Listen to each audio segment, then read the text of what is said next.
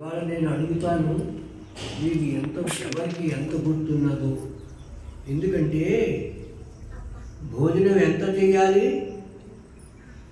ఎంత భోజనం చేయాలి, ఎంత అరిగించుకోగలమో అంతవే భోజనం చేయాలి. ఎక్కువ తిన్నామనుకో అంత వేస్ట్ అయ్యి బయటకు వెళ్ళిపోతుంది. ఎంత మనకి అరుగుతుందో అదే మనకి అరిగింది, అదే నెత్తుల్లోకి వెళ్ళి మనకి శక్తి అయి అన్ని అవయవాలకి శక్తి ఇస్తుంది. ఆహారం ఎంత తీసుకుంటాం, ఎంత మనం అరిగించుకోగలమో అదే మనదే మాట. అలాగే ఎంత అరిగించుకున్నారు, నేను కొన్ని రోజులే మీకు జ్ఞానం చెప్పాను, కొన్ని మంచి విషయాలు చెప్పాను. ఆ జ్ఞానం ఏంటంటే జీవనంలో ఎప్పుడూ మీకు పనికొస్తుంది. అది ఉంటేనే మీరు జీవనంలో ముందుకు వెళతారు. లేకపోతే జీవనం గడపడం అందరూ గడుపుతున్నారు. పశువులు గడుపుతున్నాయి, గడపలేదా? పశువులు గడుపుతున్నాయి, మానవులు గడుపుతున్నారు, దేవతలు గడుపుతున్నారు. మనం ఏంటవుతాము? దేవతలు అవ్వాలా? ఒక పక్క దేవత ఉన్నది, ఇంకో పక్క పశువు ఉన్నది. పశువు అవుతావా లేకపోతే దేవత అవుతావా? పశువు అవుతావంటే వెనకాతలు దిగిపోతావు, లేకపోతే అలాగే ఉంటావు.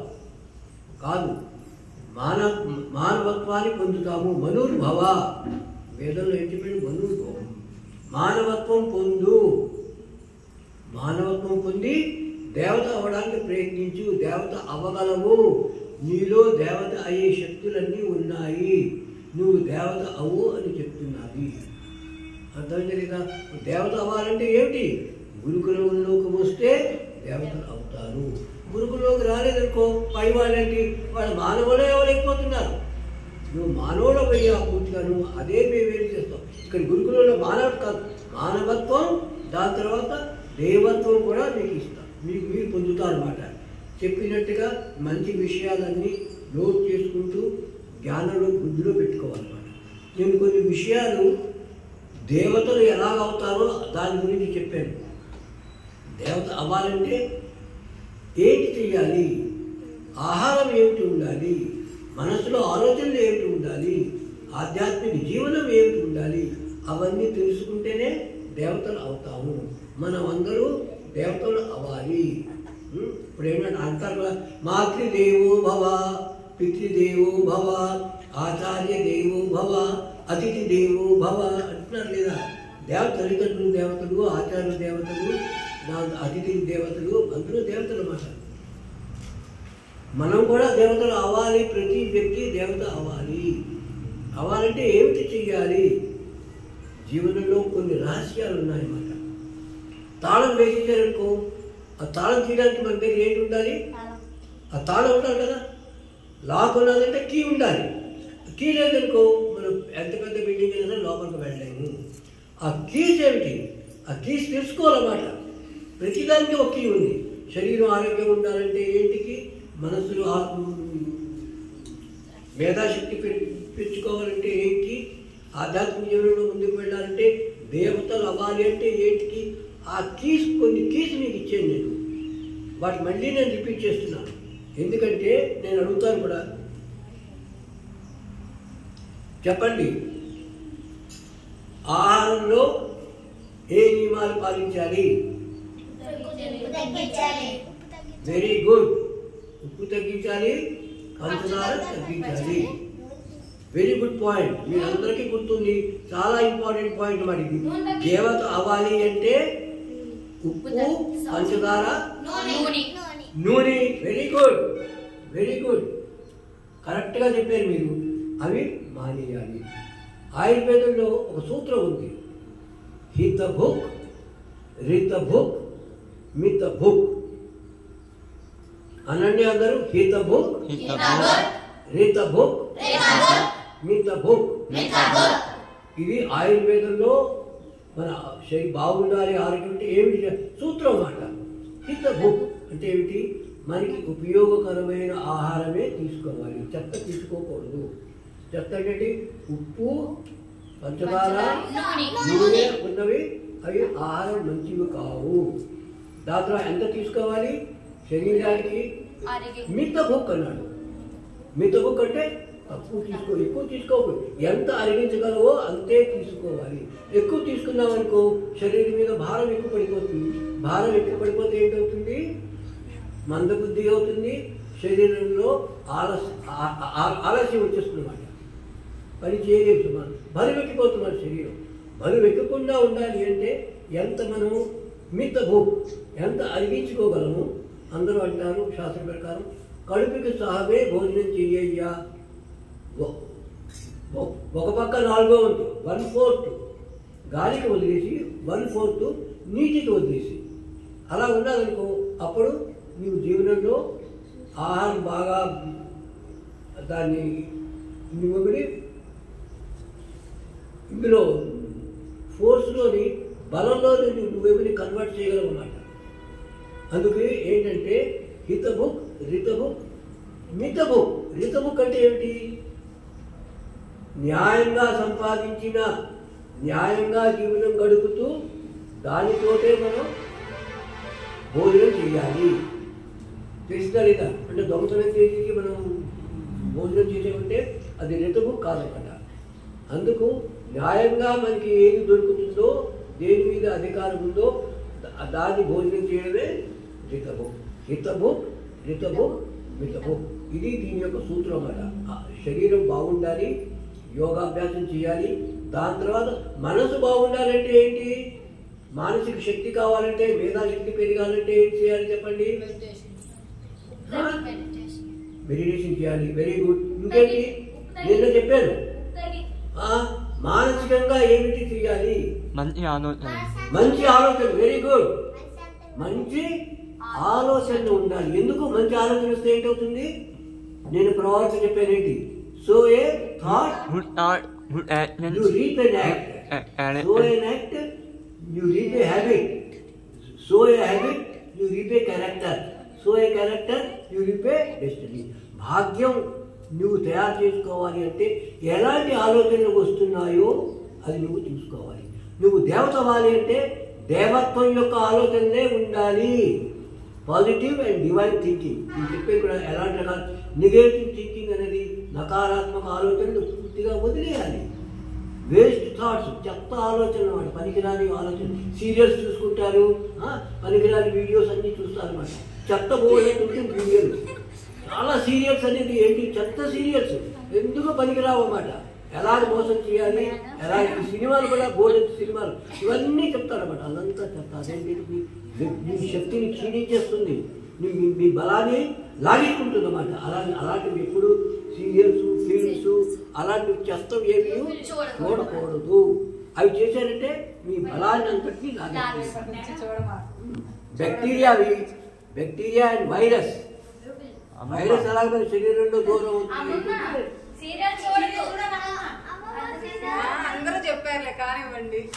వినండి. ఇప్పుడు ఏంటంటే అప్పుడు మంచి ఆలోచనలు ఉండాలి. అర్థమైందా లేదా? మంచి ఆలోచనలు ఎక్కడి నుంచి వస్తాయి? మంచి మాటలు వింటాము, వేదాల్లోంచి వస్తాయి, గురువులు చెప్పిన మాటలు, మంచి మంచి మాటలు. ఏదైనా మంచి మాటలు అనుకో చక్కని నోట్ చేసుకోవాలి. అర్థమైందా లేదా? పాజిటివ్ థాట్స్ అన్ని దేవత్వం పొందే థాట్స్. ఏంటి థాట్? దేవత్వం పొందే థాట్ ఒకటి చెప్పండి. నువ్వు దేవత ఎలాగవుతావు? ఒక్క థాట్ చెప్పండి.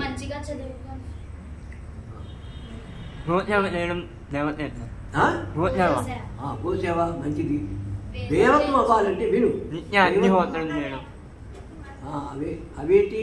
ఇవి పాజిటివ్ థాట్స్ అన్నమాట. నేను చెప్తున్నా దేవత్వం అవ్వాలంటే నేను దేవతని. అర్థమైందా లేదా? నాలో దేవత్వం అనే గుణాలు అన్నీ ఉన్నాయి. నేను వాటిని వికసించుకుంటాను. విత్తనం రూపంలో ఉన్నాయి. ఇప్పుడు విత్తనం చెట్టు అవ్వాలా, ప్లాంట్ అవ్వాలి, చెట్టు అవ్వాలి, తర్వాత పువ్వులు ఇస్తుంది, కాయలు ఇస్తుంది, అన్నీ ఇస్తుంది అన్నమాట. అవన్నీ ఇవ్వాలంటే ఏం చేయాలి? దాన్ని జాగ్రత్తగా చూసుకోవాలి. విత్తనం ఆ దేవత్వం అనే భావం మాట తీసుకురావాలి మన మనసులో. నేను ఒక దేవతని, నేను ఒక దేవత్వం యొక్క గుణాలన్నీ నాలో ఉన్నాయి. దేవత్వం అంటే ఏమిటి? మంచితనం అన్నమాట, దివ్యత్వం అన్నమాట. సత్యము, ధర్మము, న్యాయము. సూక్ష్మంగా చెప్పాలంటే యమా నియమాలు యోగంలో చెప్పాడు. అహింస, సత్య, స్థేయ, బ్రహ్మచర్య, పరిగ్రహ, శౌచ, సంతోష, తపస్వాధ్యాయ, ఈశ్వర ప్రణిధానాన్ని నియమా అన్నాడు. షార్ట్లో చెప్పాలంటే సత్యము, ధర్మము, న్యాయము, ఈ మూడింటిని ఎవరు అనుసరిస్తారో, ఎవరు తన హృదయంలో మనసులో పెట్టుకుంటారో వాళ్ళు దేవతలు. అర్థమైందా లేదా? దేవతలు ఎవరు? సత్యము, ధర్మము, న్యాయము అవి ఏంటో బోధ చేసుకొని అవి జీవనంలో పెట్టుకోవాలి, మనసులో పెట్టుకోవాలన్నమాట. థాట్ రావాలి, మొత్తం థాట్ వచ్చి ఆ థాటే ఉంచుకోవాలి. సత్యము, ధర్మము, న్యాయము. సత్యం అంటే ఏమిటి? ఆత్మ, పరమాత్మ, ఈ ప్రకృతి. నేను ఆత్మని, చైతన్య స్వరూపమైన, జ్యోతి స్వరూపమైన, ఆనంద స్వరూపమైన, ఐశ్వర్య స్వరూపమైన, సుఖ స్వరూపమైన, శక్తి స్వరూపమైన, శాంత స్వరూపమైన ఆత్మని. అది దేవత. ఈ థాట్ అన్నమాట నిన్ను దేవతగా చేస్తుంది. అర్థమైందా లేదా? ఈ థాట్ నువ్వు ఎప్పుడూ ఉంచుకున్నావనుకో దాని ప్రకారం నీకు పవర్ వచ్చేస్తుందన్నమాట. This is the battery. ఆ దేవత్వం అనే బుద్ధి ఈ థాట్ నీలో ఉండాలన్నమాట. నేను సచ్చిదానంద స్వరూపమైన ఆత్మని, నాలో శక్తులు అన్నీ ఉన్నాయి. సాఫల్యము నా జీవన యొక్క బర్త్ లైఫ్, నా జన్మ అధికారం. నేను అన్ని రకాలుగా నేను జీవనంలో ముందుకు వెళ్ళి అన్ని శక్తులు పొంది నేను సత్యాన్ని అన్వేషణ చేస్తాను, సత్యాన్ని తెలుసుకుంటాను. సత్యార్థ ప్రకాష్ అంటే ఏమిటి చెప్పండి? సత్యార్థ ప్రకాష్ ఎవరు రాశారు? స్వామి దయానంద సరస్వతి గారు రాసిన పుస్తకం. దాని అర్థం ఏంటి? దాని సారాంశం ఏమిటి? సత్యం, అర్థము, ప్రకాశము, 3 శబ్దాలు ఉన్నాయి. సత్యం అంటే ఏమిటి? సత్యం అంటే ఎప్పుడూ ఉండేది. ఏది ఎప్పుడు ఉంటుందో దాని సత్యము. ఆత్మ సత్యము, అది ఎప్పుడు నాశనం అవ్వదు. పరమాత్మ సత్యము, ఎప్పుడు నాశనం అవ్వదు. ప్రకృతి ఎప్పుడు ఉంటుంది, అందుకు సత్యము. సత్యాన్ని తెలుసుకో. సత్యార్థ ప్రకాశంలో అదే చెప్తాడు. సత్యాన్ని తెలుసుకో, అసత్యాన్ని వదిలేసేయి. నువ్వు సత్యాన్ని పట్టుకుంటే అసత్యం దాన్ని బట్టి అదే వదిలించిపోతుంది. నువ్వు తూర్పు పక్క వెళ్ళావంటే పశ్చిమ పక్క అది ఆటోమేటిక్గా వెళ్ళిపోతుంది వెనకాల. సత్యాన్ని పట్టుకున్నావంటే అసత్యం దాన్ని బట్టి అదే డ్రాప్ ఆఫ్ అయిపోతుంది అన్నమాట. అందుకు సత్యాన్ని పట్టుకో. సత్యము, ఆత్మ, పరమాత్మ. అందుకు ఈ భావం ఎప్పుడూ ఉండాలన్నమాట. నేను ఆత్మని, నాలో అన్ని శక్తులు ఉన్నాయి, నేను అన్ని పనులు చేయగలను. నాలో ఎంత శక్తి ఉన్నదంటే నేను అన్ని చేస్తాను, చేసి చూపెడతాను. నాలో దేవత్వం ఉంది, నేను ఆ దేవత్వాన్ని బయటకు వ్యక్తం చేయగలిగే శక్తి కూడా నాలో ఉంది. నేను దాన్ని మన జీవనంలో వ్యక్తం చేసి నేను ఎవరో నేను తెలుసుకుంటాను. ఈ జ్ఞానము, ఈ మేలు ప్రపంచం అంతటికీ ఇస్తాను. నేను సుఖంగా ఉంటాను, అందరికీ సుఖం పంచి పెడతాను. నేను ఆనందంగా ఉంటాను, అందరికీ ఆనందం పంచి పెడతాను. అదే దేవుడు అన్నమాట. దేవత్వం అంటే ఏమిటి? నేను సుఖంగా ఉన్నాను, ఆనందంగా ఉన్నాను, నీకు కూడా, మీ అందరికీ కూడా సుఖము, ఆనందము ఇస్తాను. అది అన్నమాట దేవత్వం. సత్యము, సత్యం యొక్క అర్థం ఏమిటి? ఇప్పుడు చెప్పాను. ఆత్మ, పరమాత్మ, ప్రకృతి. సత్యం అంటే ఏంటో తెలుసుకోవాలి. ఆత్మ, పరమాత్మ, సత్యం దాని అర్థం అన్నమాట. అర్థం అంటే ఇది ఆత్మ, పరమాత్మ, ప్రకృతి. వీటి గురించి తెలుసుకోవాలి. ఇవేంటి? మీ స్వభావం. ఆత్మ గురించి మీకు చెప్పాను, పరమాత్మ గురించి కూడా అలాగే. సచ్చిదానంద స్వరూపుడు ప్రతి చోట ఉన్నాడు. పరమాత్మ యొక్క అనుభవం ఉండాలి. మొట్టమొదట అవగాహన ఉండాలి, దాని తర్వాత ఆచరణం ఉండాలి, దాని తర్వాత అనుభవం రావాలి. సత్యం అంటే ఏమిటి? సత్యం విన్నావు, విని నీ జీవనంలో అది అనుభవంలోకి రావాలన్నమాట. సత్య అవగాహన చేసుకున్నావు, తెలుసుకున్నావు, దాని తర్వాత ఆచరణలో పెట్టు, ఆచరణ అనుభవించు. ఆత్మ ప్రత్యక్ష దర్శనం చేసుకోవాలి. నేను ఆత్మని. నేను కళ్ళు మూసుకొని ధ్యానంలోకి వెళ్ళావంటే నీవు అనుభవం చేసుకోగలవు. ఎలాగా? ఈ అమ్మాయి ఇక్కడ కూర్చొని ఉంది, ఇక్కడ ఇది ఉంది, వీడు ఇక్కడ కూర్చొని ఉన్నాడు. అలాగే నువ్వు చెప్పగలుగుతావు. ఆ అనుభవం నీకు రావాలన్నమాట. ఇది ఆత్మ, చైతన్య స్వరూపం, జ్యోతి స్వరూపమైన ఆత్మ నేను అనుభవిస్తాను. అది అనుభవించిన కదా నీకు సుఖం, శాంతి అన్నీ దొరుకుతాయి అన్నమాట. అందుకు సత్యాన్ని తెలుసుకోవాలి, దాని అర్థాన్ని తెలుసుకోవాలి. అర్థాన్ని తెలుసుకొని దాని యొక్క ప్రకాశం జీవనంలో రావాలి. సత్యం తెలుసుకొని దాని యొక్క అర్థం కూడా మన తెలుసుకొని దాని యొక్క ప్రకాశం జీవనంలో ఎలాగ తెచ్చుకోవాలో అదే సత్యార్థ ప్రకాశంలో చెప్పాడు. అర్థమైతే లేదా? సత్యార్థ ప్రకాశం అంటే అది మన జీవనంలో ఏంటి ప్రకాశం? దివ్యత్వము, దేవత్వము. నేను చూసే కల్లా నువ్వేంటి? ఈ దేవత్వం ఉన్నది, నీతో మాట్లాడేసరికల్లా తెలిసిపోవాలన్నమాట. అరే ఇంత దివ్యత్వమా, ఇంత దేవత్వమా అనేమాట. అది సత్యార్థ ప్రకాశం. మామూలుగా చదవడం కాదు, మామూలుగా అందరూ చదివేస్తారు పుస్తకాలు. ఇక్కడ ఎలా చదవాలి? సత్యాన్ని తెలుసుకోవాలి, అవగాహన ఉండాలి, ఆచరణలో పెట్టాలి, ఆచరణ పెట్టి అనుభవించాలి సత్యాన్ని. అప్పుడు సత్యార్థ ప్రకాశం మీరు చదివినట్టుగా. అర్థం తెలియదా? మామూలుగా పుస్తకం చదవడం కాదు, దాన్ని అనుభవించాలి, ఆచరణలో పెట్టుకోవాలి. అదే స్వామి దయానంద సరస్వతి గారు చెప్పారు. అందుకేంటి, దానికి మూలం ఏమిటి? థాట్. దేవత్వం అనేది ఆలోచన చాలా ఇంపార్టెంట్ అన్నమాట. ఆలోచన ఎలా ఉంటుందో అలాగే మీరు అయిపోతారు. కాబట్టి ఇది ఎప్పుడు కాదు, ముఖ్యమైన టైం ఎప్పుడు చెప్పాను, సంధ్యా టైంలో చేసుకోవాలి. చాలా ఇంపార్టెంట్ పాయింట్ అన్నమాట. రాత్రి పడుకునే ముందు మంత్రం చెప్పిస్తారా? మంత్రం చెప్పింది. మంత్రం అంటే ఏది మంత్రం? మీరు ఏదో స్తోత్రాలు అర్థం కాకుండా చదివేశారు, సరే ఓకే, ఆ వేద మంత్రాలు కాబట్టి వాటి యొక్క ఫలం ఉంటుంది. ఏంటి? రాత్రి పడుకునే ముందు వినండి అందరూ.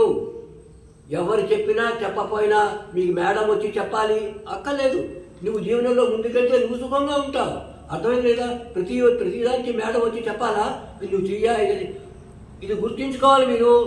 రాత్రి పడుకునే ముందు దీర్ఘ ఓంకారం చెయ్యాలి. 2-3 నిమిషాల వరకు ఓంకారం చేసుకుంటూ నీ స్వరూపాన్ని నువ్వు గుర్తించుకో. నేను దేవతని, నాలో శక్తులన్నీ ఉన్నాయి, జీవనంలో సాఫల్యం నాకు తప్పకుండా దొరుకుతుంది, నా ఆరోగ్యం చాలా బాగున్నది, జీవన యొక్క దేవత్వాన్ని నేను జీవనంలో ప్రకటిస్తాను, సత్యము ధర్మము న్యాయము నేను జీవనంలో అనుభవించి దాని యొక్క సుఖము ఆనందాన్ని అందరికీ పంచిపెడతాను అనే భావంతో రాత్రి వేళ పడుకోవాలి. అర్థమైందా లేదా? అప్పుడేంటవుతుంది? ఈ థాట్సే మీకు కళల్లో వస్తాయన్నమాట. కళలు ఏంటి? కళలు చూడాలి, కళల్లో కూడా దేవతల్ని చూడాలి. అర్థమైంది లేదా? భయంకరమైన కళలు వస్తున్నాయి, ఈ చెత్త కళలు వస్తున్నాయి అంటే జీవనంలో ప్రోగ్రెస్ అవ్వటం లేదు. మీ కళలు చూసి చెప్తారన్నమాట నువ్వేంటి, నీ ప్రోగ్రెస్ జీవనంలో ఎంత అవుతున్నది, ఎంత దివ్యత్వం ఉంది నీలో ఎంత మానత్వం ఉంది. ఎలా చెప్తారు? నువ్వు కళ ఏంటి కన్నా చెప్పు నాకంటారు అనమాట. నువ్వు కళ చెప్తావు, ఇలా అరే భయంకరమైన కళ అంటే ఏమిటి? ప్రోగ్రెస్ అవ్వడం లేదు. రోజుకి ప్రోగ్రెస్ అవ్వాలి. భయంకరమైన కలపడుతుంది, ఓకే పర్వాలేదు, యాక్సెప్ట్ చేయి. చెత్త కళలు వస్తున్నాయి కానీ చెత్త కళలు రాకుండా ఉండాలి, మంచి కళలు రావాలి. దేవుడి గుడి, దేవుడి యొక్క దర్శనం చేసుకోవాలి. కళ్ళలో తెలిసినగా కళ్ళు మూసుకుంటే దేవుడు అవ్వకూడదన్నమాట. ఆత్మ దర్శనం అవ్వాలి, పరమాత్మ దర్శనం అవ్వాలి, గుడులు రావాలి, విద్యాలయం రావాలి, వేద మంత్రాలు రావాలి. అది వస్తే ప్రోగ్రెస్ అవుతున్నట్టుగా మాట నీకు. Yes, you are progressing. అలాగా ఇవన్నీ ఆ భావం. రాత్రి వాళ్ళు పడుకునే భావం. పొద్దున్న లేచిన వెంటనే మేడం గారు వస్తారు, ఓం ఓం ఓం అని చెప్తారు, మీరు లేపుతారు కదా. మేడం లేపినా లేకపోయినా మీరు ఓం ఓం ఓం లేచిన వెంటనే మాట ఓంకార ఉచ్చారణ చేస్తూ ఉండండి. ఓం ఓం ఓం అంటే ఏంటి? ఎనర్జీ మాట. ఓంకారం అంటే ఏంటి? ఇది నాదం అంటారు, దేవుడి యొక్క ముఖ్యమైన నామం. నేను పిలిచేదనుకో, ఏ హేమంత్ అంటే ఎక్కడ అలర్ట్ అయిపోతాడు, వస్తాడు. అలాగే ఓం ఓం అని భగవంతుడు తెలిసిపోతున్నమాట. మీరు భగవంతుని పిలుస్తున్నారు అని. భగవంతుడిలో భగవంతుడు ప్రతి చోట ఉన్నాడు కదా, మీకు ఎనర్జీ ఇస్తారు అన్నమాట. బ్యాటరీ ఛార్జ్ అవ్వడం మొదలుపెట్టింది. ఓం ఎన్నిసార్లు అంటారో అన్నిసార్లు మీ బ్యాటరీ ఛార్జ్ అవుతుంటుంది. అని పొద్దున్నే లేచి ఓంకారం చేసి మళ్ళీ అలాగే నాలో దేవత ఉన్నది, నేను ఆత్మని, నేను జీవనంలో సాఫల్యం పొందుతాను, నాలో శక్తులన్నీ ఉన్నాయి, ఆ శక్తి వల్ల మంచి జ్ఞానం పొందుతాను. దాని తర్వాత మీకు చెప్పాను విద్య. ఇక్కడ దేని గురించి వచ్చారు? విద్య అంటే ఏమిటి చెప్పండి? విద్య అంటే ఏమిటి? విద్య నేర్చుకోవడానికి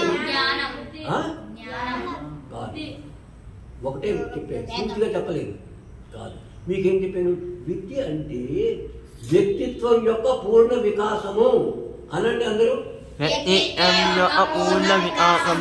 విద్య అంటే పూర్ణ వికాసము,